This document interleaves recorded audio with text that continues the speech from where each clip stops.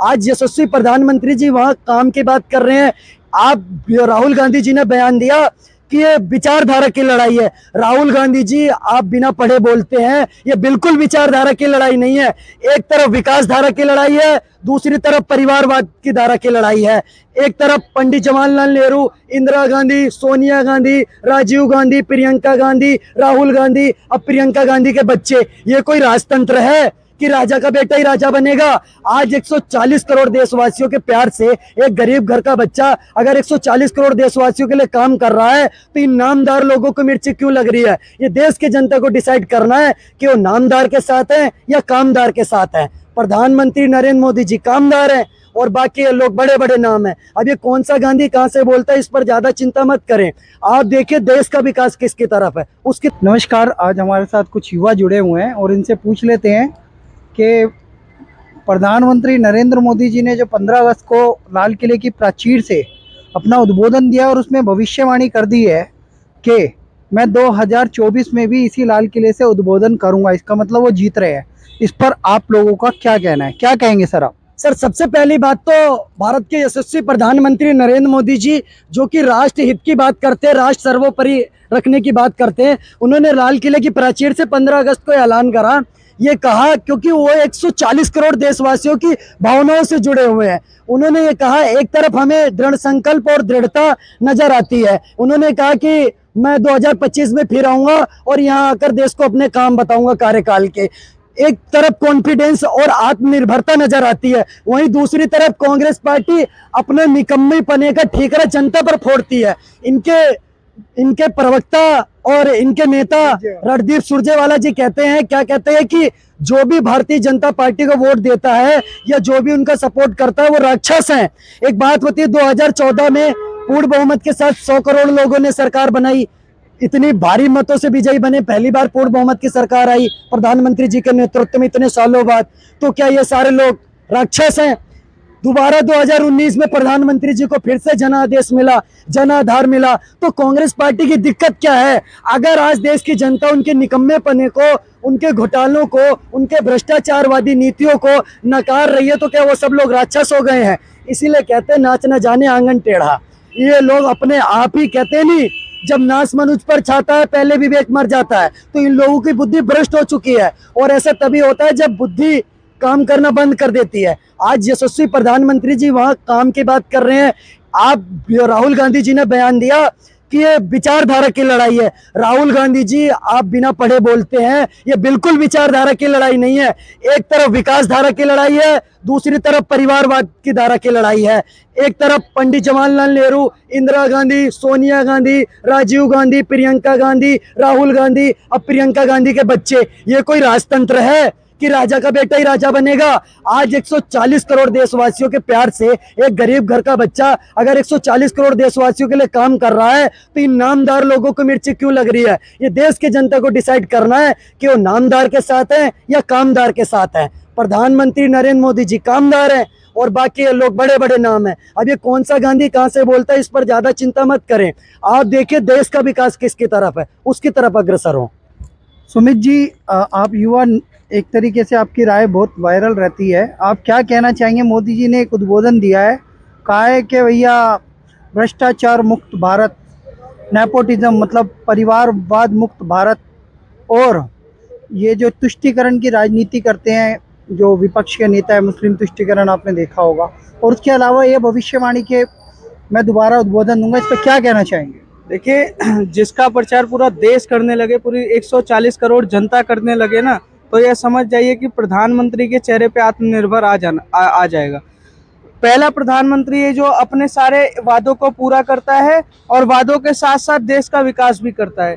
370 हटाना हो या सड़क के जाल बिछाने हो या नल से जल का काम करना हो या एम्स हो, उन कामों को जिस तरीके से प्रधानमंत्री जी ने एक सजग रूप से परिवार की तरह किया, उससे देश की जनता खुश है। और ये देखना चाहिए कि 2023 में आने के बाद भी यह देश 12वें अर्थव्यवस्था से आज 5वें पे आ चुका है। प्रधानमंत्री मोदी जी कहते हैं कि अगर मैं आता हूं तो अर्थव्यवस्था 5वें से तीसरे नंबर पे लाऊंगा, पर विपक्ष कहता है कि अगर हम आएंगे तो अपना जो भ्रष्टाचार का फाइल है उसको पहले जलाएंगे, क्योंकि इनका काम क्या है, ये इनका विचारों की लड़ाई नहीं है, इनका अपने भ्रष्टाचार को से बचना है, सीबीआई ईडी से बचना है, सारे केस वापसी कराने। अब जो प्रधानमंत्री मोदी जी का उद्बोधन रहा लाल किले पे, उन्होंने यही बोला कि ये लोग भ्रष्टाचारी हैं, तुष्टीकरण राजनीति करना चाहते हैं, परिवारवाद करना चाहते हैं। राहुल गांधी आते हैं तो क्या नाम है, अपने रॉबर्ट वाड्रा के फाइल, अपनी फाइल, सोनिया गांधी की, ये सब खत्म करेंगे।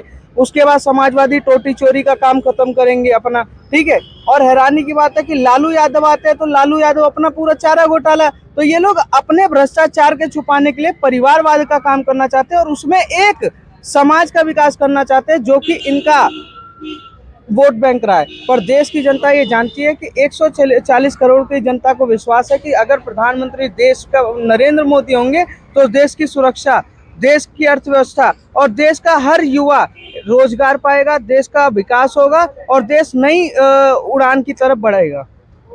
स्वतंत्र भारद्वाज जी, आपका भी चेहरा बहुत फेमस है कनॉट प्लेस में, तो मैं आपसे ये जानना चाहता हूँ, पहले प्रश्न तो ये 3 मुद्दे और मोदी जी का दूसरा उद्बोधन। एक मुद्दा और आ रहा है कि कुछ लोग कहते हैं मोदी जी ने किया क्या। मैंने अभी एक आंकड़ा देखा कि 2004 से 2014 तक यूपीए की सरकार रही, तो वहाँ इकोनॉमी 10 पे थी तो 10 पे ही रही, लेकिन मोदी जी के आने के बाद 2014 के आने के बाद वो इकोनॉमी 5वें नंबर पे आ गई।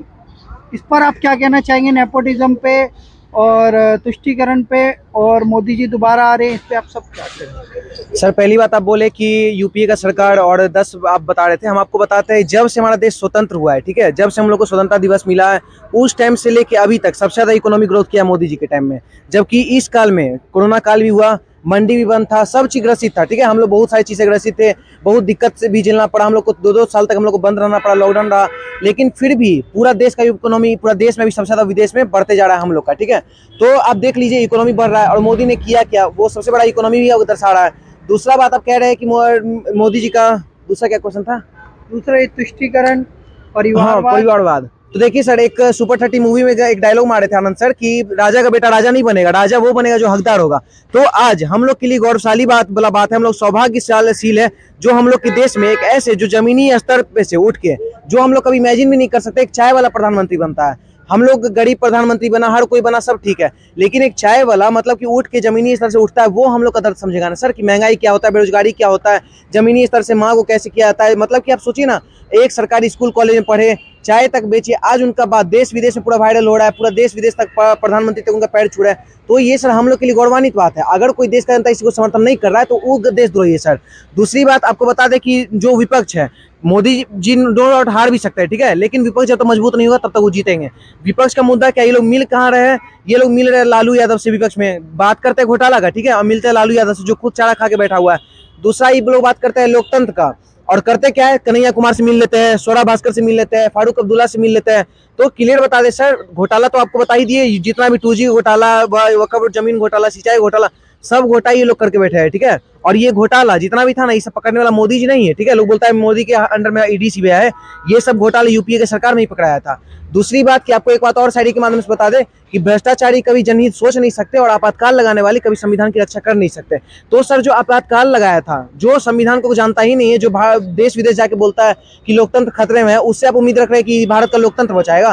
तो ये लोग का मुद्दा फैक्ट नहीं है, ये लोग मणिपुर हर जगह चिल्ला रहा है। देश का जनता मणिपुर से हट चुका है, मणिपुर कोई बड़ा मुद्दा नहीं है, हुआ इंसाफ हो रहा है, ठीक है, कोई दिक्कत नहीं है। लेकिन अब भाई बात करो जो पॉइंटली बात है, तो आप लोग का विजन कोई क्लियर नहीं। अगर मान लीजिए देश में महंगाई बेरोजगारी है तो आप ऐसा विजन लेके आइए ना जिससे महंगाई बेरोजगारी खत्म हो, लेकिन नहीं, ये लोग आरोप प्रत्यारोप कर रहे हैं। तो जब तक आरोप प्रत्यारोप करेंगे, जब तक कोई विकल्प नहीं आएगा, तो मोदी जी को इस देश का जन समर्थन मिलने वाला है। आप तीनों युवाओं से एक प्रश्न है, 1 मिनट में इस प्रश्न को खत्म करना, बड़ा महत्वपूर्ण प्रश्न है। विपक्ष का मैनिफेस्टो और भारतीय जनता पार्टी का मैनिफेस्टो क्या होना चाहिए, 1 मिनट में बताएं। देखिए, दोनों का अगर एक हो ना तो हमको बताते हैं। पहली बात, विपक्ष का अगर हो तो विपक्ष हम जान रहे हैं, जो व्यक्ति कर्नाटक में, जब कर्नाटक इलेक्शन होता है तो बोलता है बजरंग दल को बैन कर देंगे, तो विपक्ष को साइड ही रखिए, ठीक है। विपक्ष जो है ना असामाजिक तत्व वाला काम करने वाला है, ठीक है।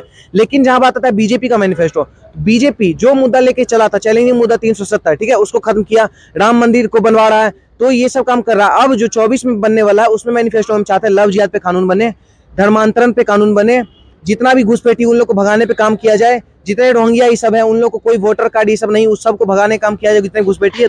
पांचवा बात कि जो भी इस देश में रेप का जो संख्या हर जगह, चाहे वो राजस्थान हो या कोई भी, क्योंकि हर कोई देश में ही आता है जहाँ पे भी रेप हो, उसके लिए जो अभी अमित शाह का जो इसमें लिए है कानून में कि जो भी रेप करे उसको डायरेक्ट फांसी का सजा देना चाहिए, इस तरीके का करे, हिंदू राष्ट्र बनाए भारत को, तो इस देश का जनता जो है समर्थन करने वाला है बीजेपी को। आप क्या कहना चाहेंगे? सर सबसे पहले तो विपक्षी अगर मैनिफेस्टो बनाएंगे तो उसमें से ये देखेंगे कि चारा किसको खाना है और घपला कहाँ करना है, घोटाला कहाँ करना है, कौन सा ऐसा डिपार्टमेंट लो जहाँ सबसे ज्यादा कमाई होती है। तो ये इनका मैनिफेस्टो, इनको जनता से कोई मतलब नहीं है, अपनी जेबें भरनी है।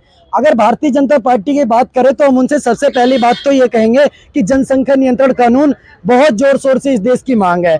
दूसरी सबसे बातचीत ये कहना चाहेंगे कि हिंदू राष्ट्र और एक देश एक कानून, जो भी इस पे कानून ला रहे हैं इसको भी जल्दी से जल्दी लागू होना चाहिए। ऐसी 3-4 चीजें और भी हैं जो होना चाहिए, जैसे रोहिंग्या शरणार्थियों की बात हुई, उनको चिन्हित करके वापस भेजने का काम हो, और वन नेशन वन विजन, इसके तहत देश को आगे बढ़ाने का काम। आप क्या कहना चाहेंगे? सर मैं यही कहना चाहूँगा कि मोदी जी कर्मयोगी हैं, तो वो देश को विकास की ओर लेके जाएंगे, और उनका मैनिफेस्टो में यही होगा कि देश की संस्कृति, देश का गौरव दोबारा से जो है उसको वापसी लाना है। और इनका मैनिफेस्टो होगा देश में दंगा, देश में उत्पात, देश में भ्रष्टाचार, देश में लूटपाट, और देश को किस तरीके से बेचना है, ये इनका मैनिफेस्टो होगा। नरेंद्र मोदी जी का होगा कि संकल्प पत्र जो होता है भाजपा का, उसमें सीधा सीधा होगा कि देश का विकास और देश की जो संस्कृति है उसको दोबारा से वापस लाए। आपको नहीं लगता कि आप तीनों एक तरीके से विपक्ष पे अत्याचार कर रहे हैं? अरे उनको भी मौका दो, जैसे कि राहुल गांधी कहे नेहरू जी से गलती हो गई थी, हम तिब्बत को भारत में वापस मिलाएंगे, पीओके पे कब्जा करेंगे, पाकिस्तान को सबक सिखाएंगे, और भी बहुत सारे मुद्दे। विपक्ष को अवसर दीजिए ना थोड़ा। सर विपक्ष पे अत्याचार हम लोग नहीं कर रहे हैं, हम लोग अंग्रेजों पे कर रहे हैं अत्याचार, ठीक है। जो अंग्रेज, कांग्रेस का स्थापना कौन किया है, वो भी जो है अंग्रेज ही किए हैं, तो ये लोग अंग्रेज के पैदाइशी वाला पार्टी, ठीक है। एक कोई इटली से आ जाती है, मतलब सोचने वाला बात है। इस देश में लोग अडानी अंबानी भी बहुत सवाल खड़ा किया, लेकिन एक सवाल का आप लोग उत्तर दीजिए ना, कि हम पूछना चाह रहे हैं कि ये जो एक प्रधानमंत्री विदेश से एक महिला आती है, भारत के प्रधानमंत्री की बेटा शादी करती है और पूरा विश्व की सबसे तीसरी नंबर में अमीर महिला बन जाती है, वो कैसे बन गई अमीर महिला? कुछ ना कुछ तो कांड हुआ है ना सर, उसके खिलाफ है हम। और उसका बेटा जाके राजनीति चमकाएगा तो उसके खिलाफ है हम। दूसरी बात की कांग्रेस जो है ना सर, कांग्रेस का हम नहीं बात कर रहे हैं, हिंदू विरोधी है वो कांग्रेस, ठीक है। हिंदू विरोधी, देशद्रोही सब है। जो आता है लव जिहाद पे कानून आता है उसके विरोध में खड़ा होता है, गीता प्रेस को सम्मान मिलता है उसके विरोध में भी खड़ा होता है, राम मंदिर का बात है तो उसके विपक्ष में जो है वकील खड़ा कर देता है, राम को काल्पनिक बताने वाला काम कांग्रेस करता है, विपक्षी जो है कार सेवक पे गोली चलवाता है, विपक्षी जो बोलता है रामचरितमानस को बैन कर दो। तो ये सब तरीके का बात आता है तो हम लोग को पता चलता है कि कांग्रेस हिंदू विरोधी है। दूसरी बात, जो देश का सबसे चैलेंजिंग मुद्दा था 370, जो कि देश का मुद्दा है, अगर वो जब हटता है तो उस पर भी ये लोग खल जाता है। ये लोग बोलता है कि नहीं 370 नहीं हटना चाहिए। तो इसलिए समझिए कांग्रेस देशद्रोही है, कांग्रेस हिंदू विरोधी है। इसीलिए हम लोग कांग्रेस को नहीं हम लोग कर रहे हैं, हम लोग अंग्रेज की जो दलाल यहाँ रह गए ना, जो नहीं राजीव दीक्षित बोले थे कि गोरे चल गए, गोरे अंग्रेज चल गए, काले अंग्रेज रह गए, वो काले अंग्रेज का पार्टी है कांग्रेस, उस कांग्रेस पे हम लोग अत्याचार करना चाहते हैं। धन्यवाद। आप कुछ कहना चाहेंगे? सर अभी जो आप कह रहे थे ना कि राहुल गांधी अरे ये बयान दे वो बयान दे, अगर गलती से राहुल गांधी ने ये बयान दे दिया ना तो इनका जो वोट बैंक है ना, जिसके लिए ये तुष्टीकरण की राजनीति करते हैं, वो खत्म हो जाएगा। इनके विचारधारा में ही, इनका जो कांग्रेस का जो संविधान है उसके विचारधारा में है कि देश के टुकड़े कैसे किए जाए, देश पे अत्याचार कैसे किए जाए। ये 70 सालों में देश ने देखा कि 9 सालों में इतना ज्यादा विकास देश की जनता देख के हैरान है, और उन 70 सालों में जनता ये हैरान है कि इतना बड़ा भ्रष्टाचार, इतना बड़ा टुकड़ा, इतना बड़ा गोलीबाजी ये कांग्रेस दे सकती है। आज अगर राहुल गांधी की ये बात कर रहे हैं ना, सोने की चम्मच लेकर राहुल गांधी पैदा हुए, इसके अलावा राहुल गांधी के अंदर कोई काबिलियत नहीं है, ठीक है। और नरेंद्र मोदी जी ने उस काबिलियत को साबित किया। जब मुख्यमंत्री भी नहीं थे तो उस समय उन्होंने तिरंगा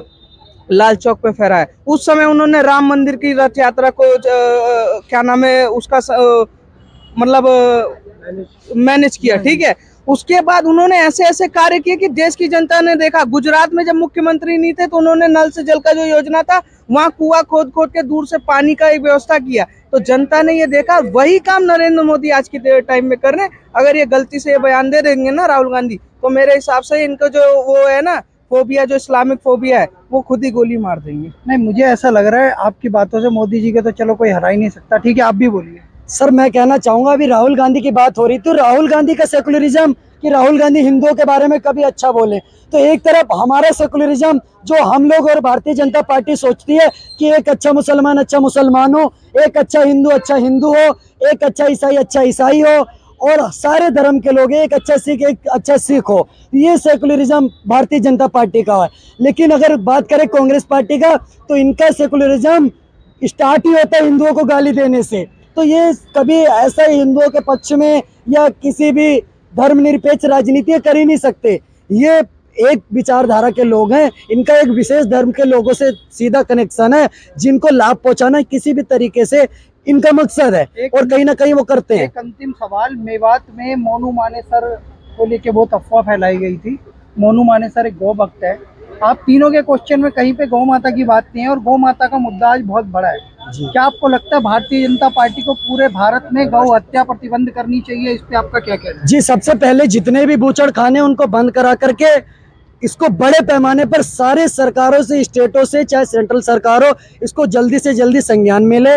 और गाय को जिस प्रकार से राष्ट्रीय पशु की बात हो रही है, तो राष्ट्रीय पशु जब घोषित हो जाएगा तो उसकी हत्या नहीं होगी, क्योंकि गाय हमारी माता है। तो उसी हिसाब से गाय को तो सर्वोपरि है। 33 करोड़ देवी देवताओं का वास होता है। आप क्या कहना चाहेंगे? सर सही बात है, गाय हम लोग की माता है और हम लोग एकमात्र ऐसा जीव है। ऐसे तो हम लोग हर किसी में भगवान मानते हैं, लेकिन एकमात्र ऐसा जीव जंतु है जिनमें की 33 करोड़ देवी देवता का वास होता है, ठीक है। और सबसे ज्यादा हम लोग के लिए फायदेमंद, जब माँ का हम लोग दूध छोड़ते हैं तो हम लोग गाय का ही दूध पीते हैं, देश का हर एक नागरिक पीता है। और अगर उनको कोई काटने उठने का बात करता है, और अगर काट रहा है, कोई गौ तस्करी कर रहा है और उसको पकड़ता है लोग, तो वो लोग फंस जाता है। तो मेरा ये कहना है कि मोदी जी को कहीं ना कहीं मैनिफेस्टो में इस चीज को भी ऐड करना चाहिए कि गाय माता को जो राष्ट्रीय पशु बनाने के लिए, और गाय को कहीं ना कहीं जिस तरीके से गौ तस्कर लोग काट रहे हैं, उन लोग पे प्रतिकार करने के लिए कानून लाना चाहिए और गौ तस्करी बंद होना चाहिए।